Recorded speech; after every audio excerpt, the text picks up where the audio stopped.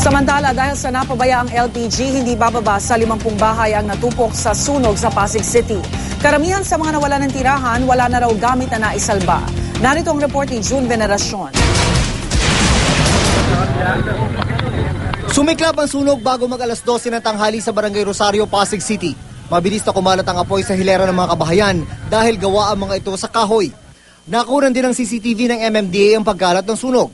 Hindi bababa sa 50 bahay ang tupok ng sunog bago ito naapula alauna ng hapon. Iniimbestigahan pa ang sanhi nito. Nung rumiresponde kami, malakas pa ang hangin na isa pang factor kaya bumilis ang pagkalat. Walang nasaktan sa sunog pero nasa 80 pamilya ang nawala ng tahanan, kabilang sa kanila si Lydia Bautista. Sa gilid ng kalsada, nakita namin siyang walang tigil sa pag-iyak. Naaburaw ang kanyang bahay, pati ang mga kabibili lang na paninda na tanging pinagkakakitaan. Wala kaya dito kasi magpasok ko, wala na, hindi ako makahinga. Kaya wala akong naisligtas kahit isa, kahit damit lang na isa, wala.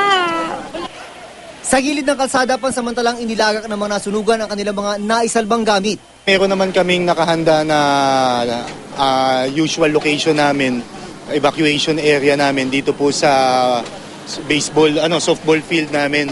Di kalayuan po dito. May tuturing na fire-prone area itong West Bank Road dito sa lungsod ng Pasig. Dahil sa loob lamang ng 4 na taon, 3 sunog na ang nagaganap dito. Lahat daw kasi o karamihan sa mga bahay dito ay gawa sa mga light materials. Kaya paalala ng Bureau of Fire Protection, lalo na sa mga nakatira sa depressed area, maging maingat ngayong papasok na ang Marso, ang Fire Prevention Month, kung saan inaasahang lalong tataas ang mga insidente ng sunog. Para sa unang balita, June Veneracion reporting.